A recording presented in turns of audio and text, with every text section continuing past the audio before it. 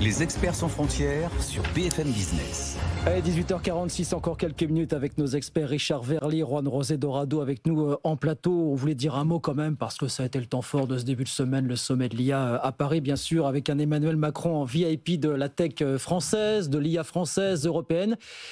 Et qu'il a dit, il n'a pas eu raison de le faire finalement. Ce qu'on a fait avec Notre-Dame, bah voilà, il faut le faire au niveau français, européen en matière d'intelligence artificielle. Écoutez. Ce sommet n'est pas seulement l'annonce d'un grand nombre d'investissements en France. C'est un appel au réveil pour une stratégie européenne. Nous allons adopter la stratégie Notre-Dame de Paris. Nous allons montrer au reste du monde que quand nous nous engageons à respecter un calendrier précis, nous pouvons le faire. Vous décidez, vous rationalisez toutes les procédures, quelqu'un est responsable et vous le faites. Donc l'approche Notre-Dame de Paris sera adoptée pour les data centers, pour les autorisations de mise sur le marché, pour l'intelligence artificielle et pour l'attractivité.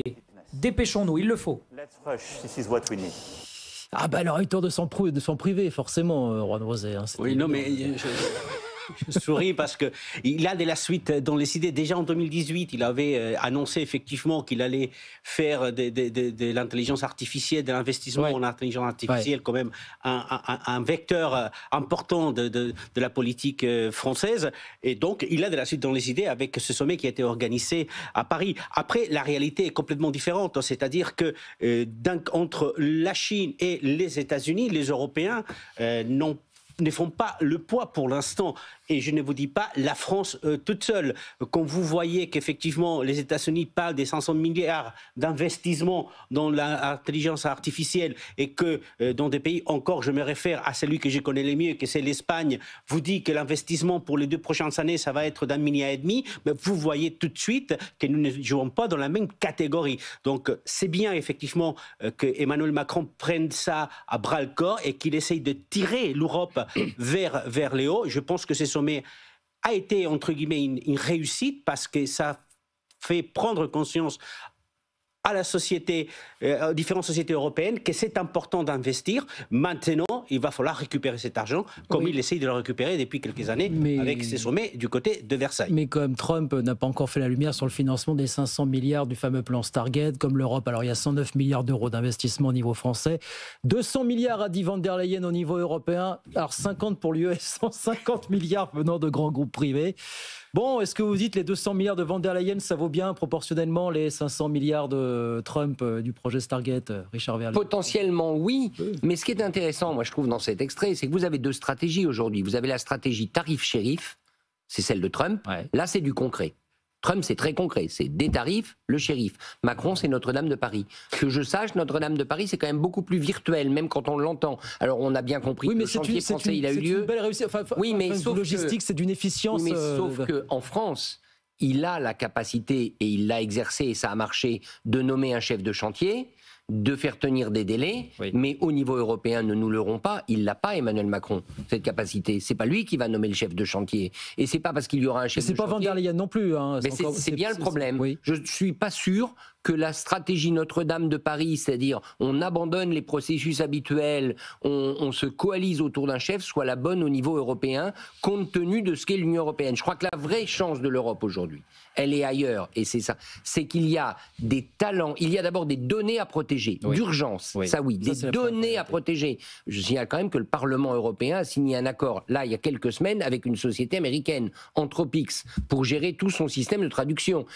Protéger les données européennes, ça c'est absolument urgent. Et ensuite, identifier toutes les startups dans les 27 pays de l'Union et d'urgence leur donner des financements. C'est-à-dire, au fond, les Américains, ils sont très forts pour faire du top-bottom, de haut en bas. Il faut que l'Europe, elle fasse du bottom-up, de bas en haut. Ce qui est intéressant sur ces sujets, c'est justement le fait que ça, c'est du virtuel. Il faut récupérer de l'argent, il faut convaincre les gens d'investir. Mais il y a quelque chose qui est beaucoup plus réel, c'est qu'il y a des sondages qui apparaissent dans différents pays, et par exemple en Espagne, vous voyez que cette année, 80% des entreprises espagnoles déclarent qu'ils vont investir dans des outils liés à l'intelligence artificielle. Donc, si... qu'en France, vous avez 84% des PME qui vous disent j'ai jamais utilisé un outil d'intelligence artificielle. Et en même temps, en Espagne, vous avez 80% des entreprises qui disent on va investir dans l'intelligence artificielle. Oui, mais pour faire quoi? Enfin voilà aussi, c'est les fameux cas. Alors, on a eu tout un débat sur le terme de cas d'usage cette semaine. Si vous investissez, il y a de l'argent. S'il y a de l'argent, il peut y avoir des investissements derrière aussi. Oui, et puis avec une difficulté pour la France qu'il faut bien avouer, c'est que si vous appliquez l'intelligence artificielle, par exemple, à l'industrie, en termes rationnels, il vaut mieux l'appliquer en Allemagne aujourd'hui. Les usines allemandes, elles sont plus performantes, elles sont plus robotisées, et donc ce serait plutôt l'Allemagne qui profiterait d'un grand boom européen de l'intelligence artificielle. C'est ça la difficulté en Europe, c'est comment on fait pour choisir qui va profiter de quoi. Désolé de le dire, mais si on veut vraiment répondre à la poussée de Donald Trump, il faut avoir un esprit fédéral européen. C'est la seule solution. Et cet esprit fédéral, il est pour l'instant pas au rendez-vous. Mais ça ne veut pas dire qu'on ne peut pas le créer, on ne peut pas s'y atteler. Mais il faut attendre quoi pour qu'on en arrive là, pour qu'on fasse le grand saut? Richard, je vous entends parfaitement, mais qu'est-ce Moi, je pense qu'il faut deux choses. D'abord, il faut qu'il y ait une incarnation. On ne l'a pas ici. Il faut un Elon Musk. Pour dire Elon Musk, pas dans le tempérament libertarien, autoritaire, copain de l'extrême droite allemande et de l'extrême droite britannique. Il faut quelqu'un comme ça, qui incarne ça. Quelqu'un dont le nom résonne aussi bien du côté des Français que des Allemands, que des Italiens. Vous vous rendez compte un petit peu de l'ampleur? Ça existe au Japon, il y en a un au Japon, Masayoshi Son, d'ailleurs, qui investit avec les Américains. Oui, je sais, mais il faut passer par ça. Il faut une très forte incarnation et surtout, il faut une priorité. La priorité aujourd'hui, c'est protéger les données européennes. Oui. Ce continent est un trésor de données que les GAFAM moulinent et exploitent en permanence.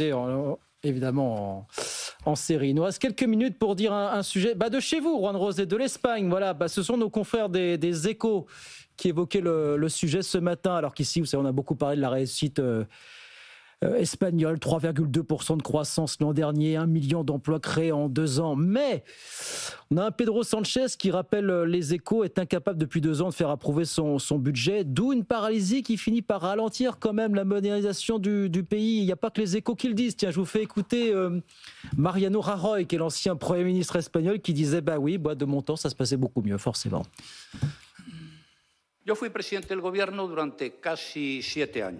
J'ai été Premier ministre pendant 7 ans, avec et sans majorité, 7 ans et 7 budgets approuvés.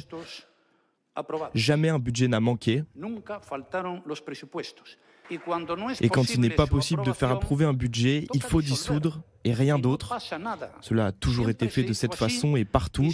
Nous l'avons vu récemment dans certains pays européens. Voilà, à bon entendeur. Oui, non, mais il a raison, factuellement, il a raison. Il n'avait pas de majorité, il a réussi à faire approuver tous les ans le budget, ce qu'il n'est incapable de faire aujourd'hui Pedro Sánchez, puisque on est en train de fonctionner en 2025 avec les budgets de 2023. Donc vous voyez effectivement, il y a une grosse différence. Vous savez quoi, quelque part, ça nous rassure quand on en ça vous rassure. Finalement, quelque part, finalement. Le modèle espagnol, n'est-ce pas? Mais il n'y a pas. Je suis désolé. Vous m'aviez déjà posé cette question il y a quelques semaines. Je pense qu'il n'y a pas de modèle espagnol, c'est-à-dire qu'il y a une réussite macroéconomique qui est réelle, mais après, dans la rue, dans le quotidien des Espagnols, il y a énormément de difficultés. Comme vous voyez, effectivement, la croissance du PIB espagnol est importante, mais la croissance individuelle en Espagne est au même niveau qu'en France. Mais alors pourquoi vous faites 3,2% de croissance alors que nous, on nous explique depuis des mois que tout est paralysé en France, que tout s'arrête? Déjà, la première des choses, c'est qu'on profite, comme tous les pays, mais l'Espagne particulièrement, des fonds structurels, des cohésions qui ont été approuvés. L'Espagne a touché près de 50 milliards déjà de ce fonds-là. Et puis, il y a aussi l'énergie espagnole, par exemple, qui a pesé lourdement sur tous les budgets dans tous les pays. En Espagne, 56%, ce sont des énergies renouvelables, donc beaucoup moins chères que dans d'autres pays. Et puis... le gaz, la dérogation que vous avez obtenue pour le gaz au niveau européen. De façon générale, effectivement, pour les gaz. Donc, effectivement, il y a des réalités, mais la réalité, c'est aussi que après le Covid, l'Espagne a eu besoin, le gouvernement socialiste a eu besoin de subventionner le transport. D'ailleurs, on va continuer à subventionner le transport pour les Espagnols, parce que sinon, ils ont du mal à payer le transport. Mais par exemple, l'exonération des TVA sur les produits de première nécessité disparaît. L'exonération, justement, sur l'énergie va disparaître. Et là, on verra dans les prochains mois, effectivement, si le niveau de vie des Espagnols va augmenter, ou tout le contraire, va descendre un tout petit peu. Donc, séparons la macroéconomie qui marche très bien en Espagne, et séparant l'économie quotidienne des foyers qui n'arrivent pas à se loger parce qu'ils n'arrivent pas à payer des loyers ou à acheter des appartements. Qu'est-ce que vous tirez comme conclusion de cette affaire, Richard, en une minute? Je pense que d'abord, l'Espagne a aussi la chance d'avoir encore une forme d'économie informelle, touristique, qui marche bien, qui est beaucoup moins rigide qu'en France. Et puis l'autre chose, l'Espagne sait, et ça c'est bravo, extraordinairement bien dépenser l'argent européen. Dépenser au sens l'investir. En France, on le reçoit, mais on sait mal le dépenser. Et ça, il faudrait clairement se pencher sur la manière dont le plan Next Generation EU, le dernier, les crédits attribués à la France, ont été en partie non encore investis en France alors qu'ils l'ont été en Espagne. Oui. Et chez vous en Suisse, il n'y a pas ce problème, hein. Eh bien non, puisqu'on est à peu près à 40% du PIB pour la dette. Et que d'un seul coup, l'enthousiasme s'achemine vers une croissance d'à peu près 2%. Et déjà, le Conseil fédéral, c'est-à-dire le gouvernement, anticipe des coupes budgétaires en prévision d'un endettement excessif. Je rappelle le chiffre, 40%, la France, 115%, l'Espagne, je ne sais pas trop. Légèrement, 112, 113%, l'Espagne est descendue par rapport à la France. Mais c'est pas parce qu'on est frugal qu'on a raison. Absolument, ça c'est par définition. Bon, pour l'instant, ça tient. Vous ferez combien de croissance cette année, vous, en Espagne? Donc, un peu plus de 2,5%. On est en train de taxer sur les 2,5%. Cela dit, effectivement, le risque en Espagne, c'est aujourd'hui d'avoir un gouvernement de coalition qui n'est pas majoritaire et qui est obligé de négocier et chaque loi, chaque décret pour pouvoir continuer à gouverner. Bon, il faut tenir. Mais l'expérience montre qu'on peut avoir de la croissance malgré de l'instabilité politique et de l'incertitude fiscale, tout ce qui va avec. On retiendra ça comme point positif malgré tout. C'est terminé pour ce soir. Merci messieurs d'être venus. Richard Verly, correspondant du journal suisse Blick à Paris. Juan José Dorado, journaliste espagnol basé à Paris également. Merci beaucoup messieurs. À très vite pour de nouvelles aventures. On remercie Benoît Ballet, bien sûr, qui était avec nous depuis Washington.